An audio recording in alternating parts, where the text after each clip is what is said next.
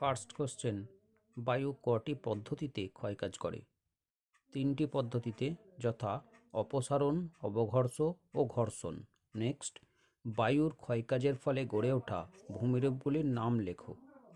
অপসারণ গর্ত: Gour, zeugen, yardang ও inselberg. Next, বিশ্বের বৃহত্তম অপসারণ গর্তের নাম কি? কাতারা, যা মিশর দেশে অবস্থিত। নেক্সট, মাশরুম রক কাকে বলে? বায়ুর ক্ষয়কার্যের ফলে গড়ে ওঠা গৌরকে মাশরুম রক বলে, কারণ এই ভূমিরূপটিকে দেখতে অনেকটি ব্যাঙের ছাতার মতো, তাই গৌরকে মাশরুম রক বলে। নেক্সট, মোড়কঝুঁটি ভূমিরূপ কাকে বলে? ইয়ারদাংকে। নেক্সট, নিডল কাকে বলে? ইয়ারদাংয়ের শীর্ষদেশ ক্রমাগত ক্ষয় পেয়ে তীক্ষ্ণ আকার ধারণ করলে তখন তাকে নিডল বলে।